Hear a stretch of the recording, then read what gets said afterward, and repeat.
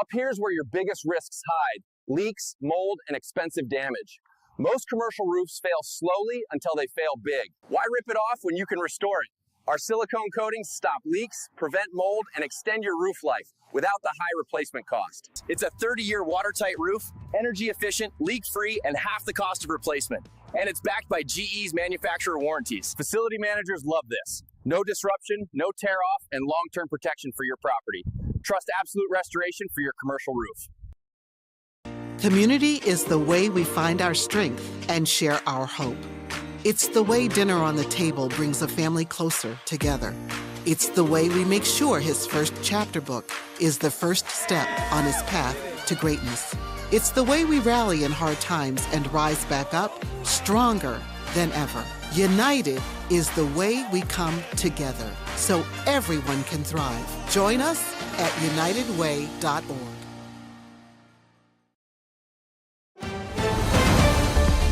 Mississippi's trusted weather experts. This is Mississippi Live Weather at 5.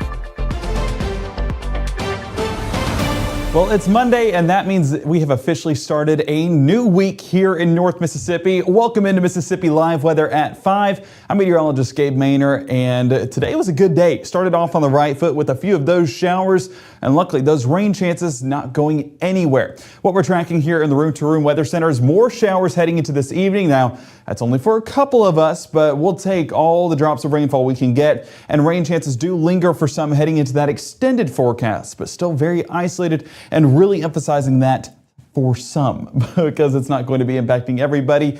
Temperatures remaining above average in that extended forecast, so pretty summer-like forecast, what we're tracking here over the next couple of days. So let's go ahead and get into it. First, starting with the first 12. You can see 6 p.m., that 10% definitely needs to be showing right now, but at least into the rest of our evening, that 10% showing up. So that's about the extent of the rain coverage we'll be getting.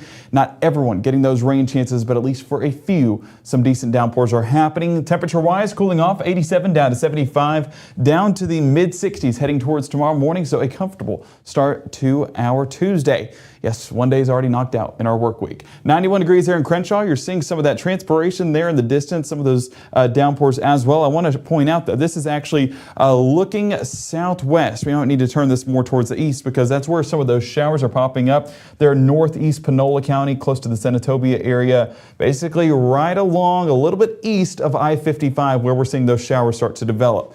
And as we take a look in Crenshaw, we'll jump over there towards Oxford, and this is going to be looking towards that northwest side. You're seeing that decent downpour right there. That's going to be northwest Lafayette County. Like we said, Lafayette, Panola, right on that county line. So there's your downpour that we're seeing, and lots of rainfall, and that is a good thing because folks out there definitely need some rainfall, especially after we got that latest drought monitor, and it didn't look very good. That level 3 drought extending into parts of that same region. So we'll take what we can get. Tupelo, 88 degrees on the drier side, but earlier today we definitely did get some showers here in Lee County, and it was a welcome sight because even here in Tupelo, we need rainfall. And fortunately for a lot of us, we have gotten that so far today. Starkville, 88 degrees, more on the drier side, but I did see some shots of a rainbow that we'll show you guys here in just a moment from our weather watchers down there in Oktibbeha County.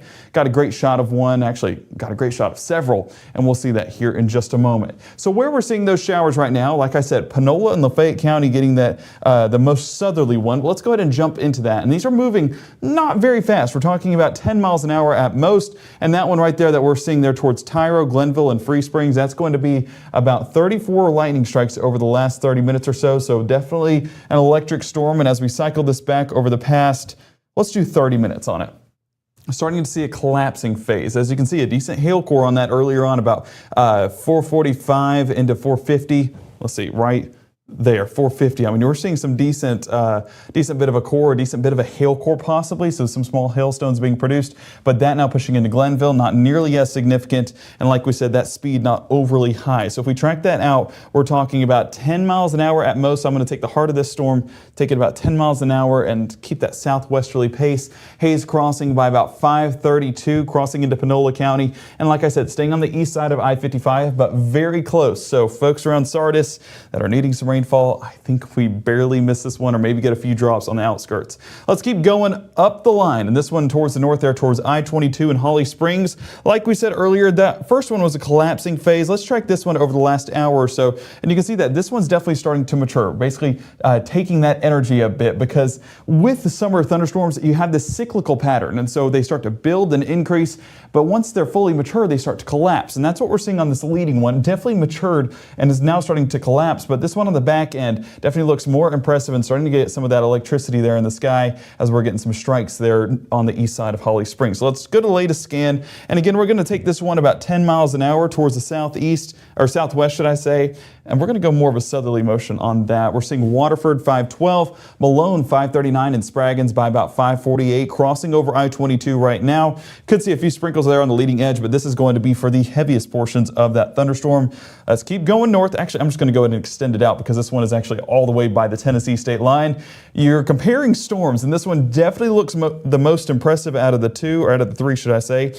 Let's cycle this over the last hour and see what phase we're in on this storm. I would definitely say, compared to an hour ago, more impressive than what it once was. That's towards Williston and Moscow, crossing into the Marshall County area just across the Tennessee state line. So go to that latest scan. I'm going to actually take a step off screen because that's too big of a storm for our storm track. We're going to have to do a full line track on this. So bear with me one moment while I draw this out. And let's actually take one more scan so I can get the path on this. There we go. Not very fast at all. I mean, we're talking 5 to 10 miles an hour, still around southwest-ish. I mean, again, it's hard to tell a path whenever we're moving this slow. So taking along the leading edge and going southwest, I like 10 miles an hour.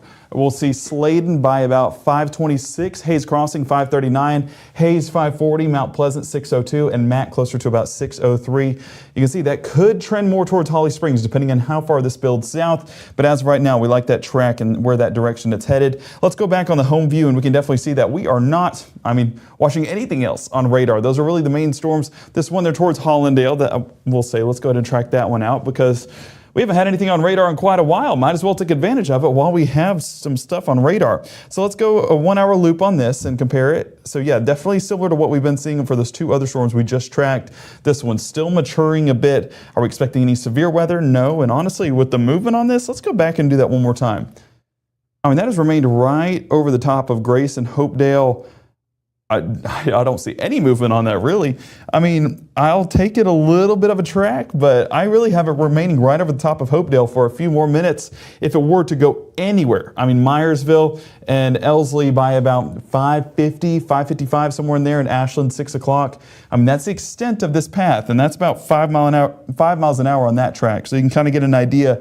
We're not tracking fast movers. This is going to impact very few, but the folks that it does impact will be a decent downpour at the very least. So at least we're knocking out a few folks that need that rainfall.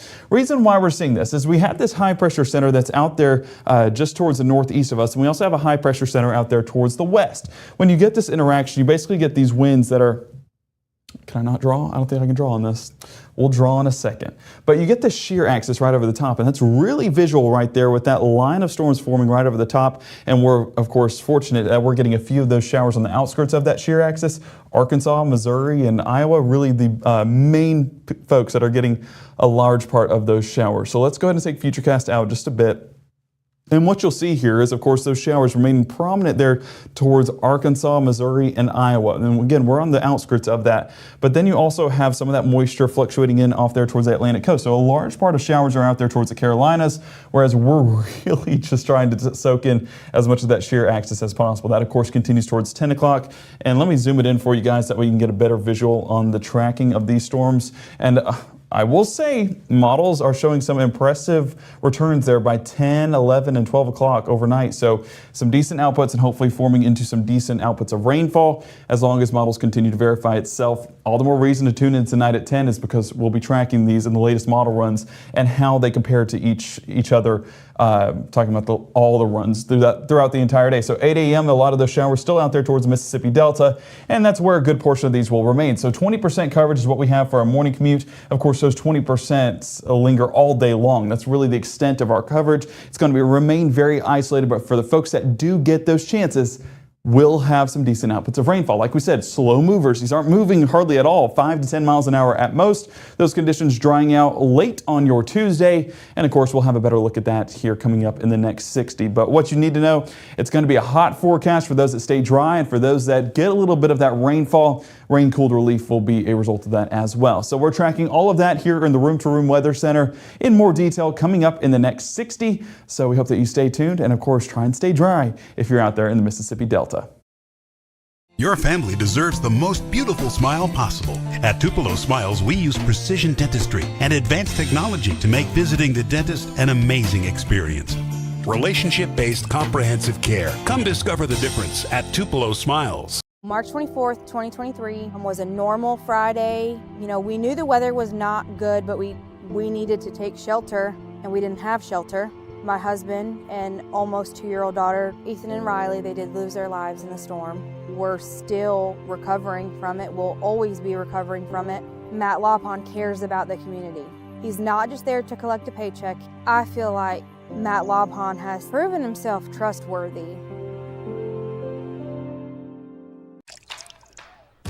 You're not gonna get it all right. Just make sure you nail the big stuff. Mama!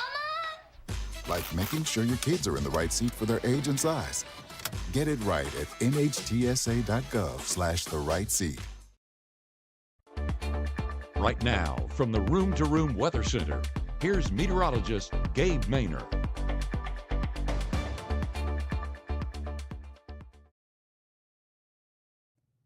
Welcome back into Mississippi Live Weather at 5. I saw some folks saying that we were freezing up in the chat. What I want you to do is go ahead and refresh the app and pull it back up, because I just checked behind the scenes and it looks like everything is still up and running. But give that a shot. Let me know in chat and hopefully we can get that resolved. But I think that was just a very minor issue, if an issue at all. So we're going to go ahead and get back into what has been a soggy day for some. We're going to call it soggy because it's been such a dry forecast here recently. But Neve over there towards Starkville, I told you they got a rainbow, and they got exactly that. It was ironically landing. The end of the rainbow is in Starkville. So coincidence? I think not. I mean, hey, Hail State, right? But a beautiful shot there. Thank you to Neve for submitting that Weather Watcher picture. Bailey in Nesbitt submitting this as well. A full rainbow across the sky. And you can see that saturated road. I mean, that's a decent downpour right there. So some puddling on the roadways. That was the most hazardous part of our commute because no severe weather was expected. This was just exactly what we needed here in North Mississippi, giving us some of those showers. Lisa in Tupelo showed this blanket across the sky of some of those stratus clouds. So this, for a lot of locations, was just a consistent batch of rainfall, just a decent batch of rainfall that produced lots of heavy rain, but exactly what we needed, like I said. So Lisa, thank you for submitting this shot. This, of course, was from earlier on this morning. And then Ronald in Iuka. As if a sunrise needed anything more to be more beautiful. I mean, take a look at that in Iuka. A beautiful shot of the sun coming up and that shower there on the, I believe that would be the northeast side. This would be looking directly east. So that is a great shot there. Just adding that shower to an already beautiful sunrise. So big thank you to all of our weather watchers for showing out this morning. Hey, when it rains, you guys definitely take advantage of that. I'm sorry for this. I forgot it was down right now. Aberdeen, definitely not that blue skies. Actually, you know what it might be? Let me look at this in more detail. Hang on a second. I'm going to pull up analysis here real quick, and I believe we can pull up some of that satellite imagery. I'm so used to looking out in the Delta right now that we might have some blue skies. You know what? I think that is live. I know the storm chasers are watching. Guys, let me know in the chat. I think that's a live image. That is just a lot of blue. I mean, forgive me for that, but that I just need to take a step back for, because considering that's the only cloud we see, that's going to be a good shot. So folks in Monroe County enjoying a beautiful day, 90 degrees right now, but definitely a rainier day for some out there towards the west, especially along I-55, Batesville. Of course, we'll turn this camera between shows because looking towards the northeast, you can see a little bit of that radar imagery showcasing a few of those showers. 91 degrees right now, still with those blue skies, but that shower inching closer to Batesville and could bring a few drops there towards the Batesville area here in the next 30 minutes or so. So paying attention to that, especially as those cells continue to increase in strength there on the northwest side of the county, or the viewing area. Kosciuszko, 88 degrees, still with a little bit of those blue skies as a lot of that rainfall has cleared out. So for folks down there, much drier forecast. But I mentioned Panola County, I mentioned Lafayette County earlier on, and we're going to go ahead and get into that because that's where we're seeing our best chance of rainfall. Of course, this one's starting to collapse on itself. I'm actually going to, forgive me, I'm going to change it over right here real quick and go back to radar. Now, let me change this radar site to our Memphis radar site, and that'll help us get a better image on these because it is, of course, closer. So this one over there towards Panola County. Let's go over the last hour. You can kind of see how earlier on, about 4:45, how that was a decent storm with some decent outputs, maybe even some small hail being produced, but that has collapsed in on itself and basically produced this outflow boundary. You can see it along that leading edge, moving all the way up there towards Marshall County. So as this interacts with some of these storms back there towards Marshall County, definitely could see that increase as well. Let's go back over the last couple of minutes and watch this storm there towards Holly Springs. I think Holly Springs is going to get lucky and get a few drops there on the southeast side of town, but that's still building down there towards the south. And if we take this path out, again, not a fast mover, about 10 miles an hour, right along Highway 7 and move it southwest. Let me get to 10. There we go. Malone by about 537. Spraggins closer to 547. Abbeville 609. Laws Hill by 612. So moving southwest and closer to Lafayette County and then maybe even into Panola County if it were to hold together for that long. But with these storms, not really expecting that to be the case. And of course, we are keeping an eye on this one up there towards Moscow, Tennessee, and moving into Marshall County. This one, if we play it over the last hour, let me go ahead and drag this out so we can get a good view on this. Basically, this merged. There were two cells. You see how they're split right there? That one there towards Moscow and that one up there towards Somerville. Those merged together over the past few scans, so definitely keeping eyes on that. But I think that we have definitely peaked on that one as that's starting to almost collapse on itself. We can take a 3D split on this. Let me get there right here and basically just draw that line right over the top and move this down. So there we go. So we're getting about 30,000 feet on those storm tops, and don't go too far, come on. Yeah, so that hail core reaching about 20,000 feet or so. So keeping eyes on that, but let's go ahead and take this back a couple of scans because I think that'll be really important to understanding this. So I'm gonna have to get it back to our 2D mode and get back to the home screen, clear all this out.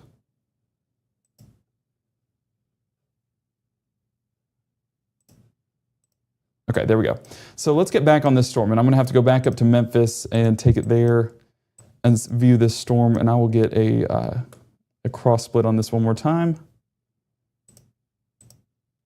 As you can tell, I'm very excited about rainfall, so I want to go into as much detail as possible because it's been such a dry forecast here recently that we finally have something to track. So that's getting up to about 30,000 feet. If we track this over the last, let me take it back to about right there. 30,000 feet. And that's where I would say that we're as mature as it has been over the past few scans. And of course, let's do the same with this one out ahead of it there in Marshall County, just on the southeast side of Holly Springs. I think if we take a 3D split on that to kind of get a look at that core, because of course, some of these could be some hail producers, that's only getting to about 15, maybe 20,000 feet. Well, there you go. There's some about 20, 25,000 feet. But of course, if we track this out even a few moments ago, definitely see that has grown over the past few scans. So again, these are the most mature storms as of where we sit right now at about, 518. So keeping eyes on that over the next few minutes. But definitely those are the storms that we're watching right now. Everything else kind of at ease or subsided, especially that one back there towards Hollandale, basically non-existent now and starting to collapse on itself. So that's kind of what we're paying attention to is east of I-55, right along that I-22, I-55 corridor. So if we jump that into the next, yes, right here, rainfall totals. You can see how much rainfall we've gotten today. And if I populate in a few of these totals, you can get an idea of just how significant it's been. Over there towards Calhoun County, 1.4 inches, 1.9 there towards Benton County. This was over there towards Iuka where, I forgot who submitted it, Ronald. Where Ronald submitted the Weather Watcher photo. That was about 2.5 inches on that storm earlier this morning, 2.3 there towards Tishomingo, 1.6 inches close to Fulton. And we had a few sprinkles here around the Tupelo area, 1.1 inches there towards Amory and Aberdeen, quarter of an inch. Basically, all in all to say, it's been a rainy day, fortunately, and we've finally gotten some much needed rainfall across North Mississippi. So if this can stick around, we will take it. But as you saw in Aberdeen, not everyone getting that rainfall. And so for your day planner, that 10% chance of rainfall lingering from 7 to 11 o'clock this evening. That's only going to be for a few of us. So some of us getting the ability to go out and about and enjoy some of that rain-cooled air from what we had earlier on today. You can see Futurecast right here. A lot of those showers remaining out there towards the Mississippi Delta, with more of that developing.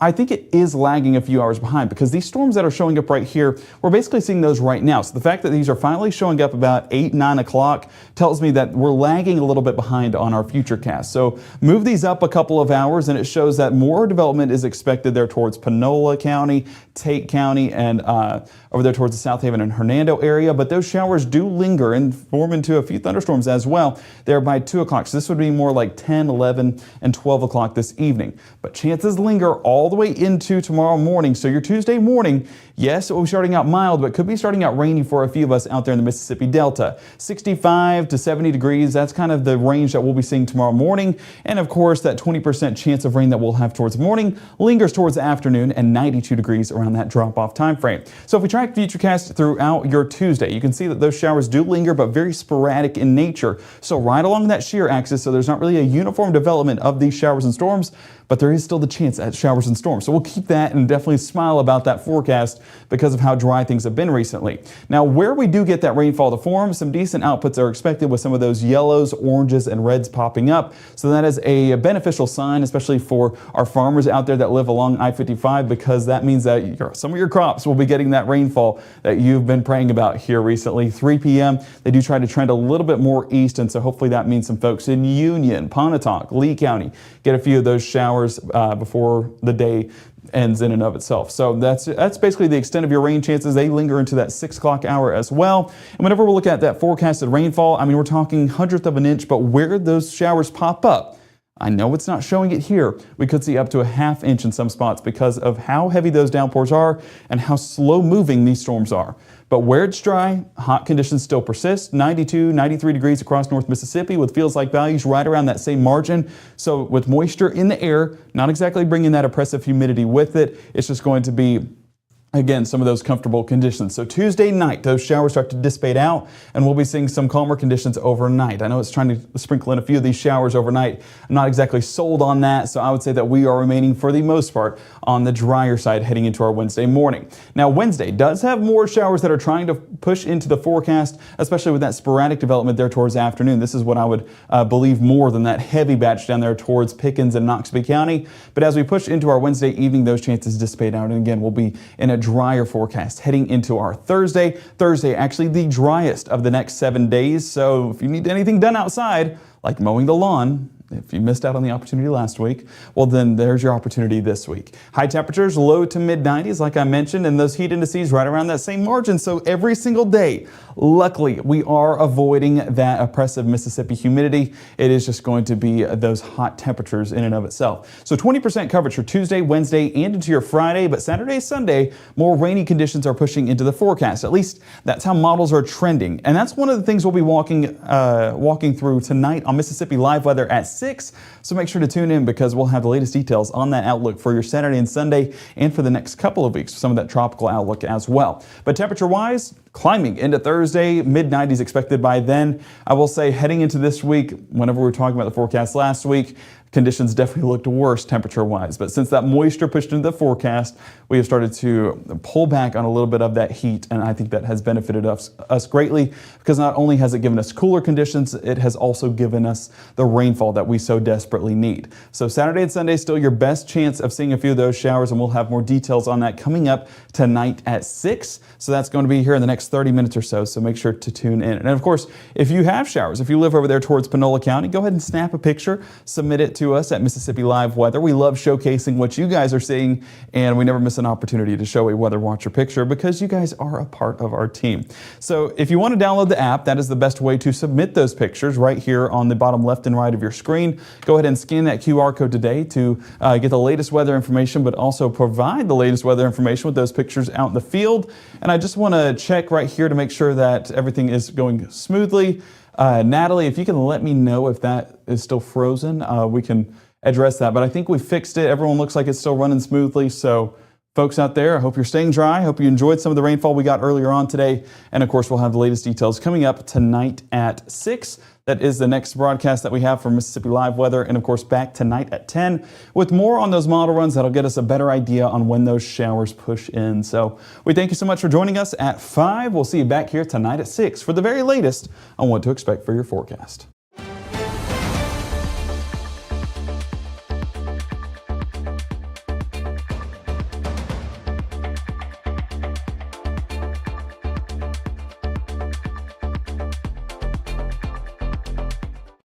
Hi, I'm Ryan Blaney, a third-generation race car driver, and we dedicate a lot of our time to going as fast as possible. But when my grandpa was diagnosed with Alzheimer's, it was a very unexpected bump in the road for us. It's important to notice if older family members are acting differently, experiencing problems with their memory, or having trouble with routine tasks. Early detection of Alzheimer's can give your family time to explore support services, make a plan for the future, and access available treatments.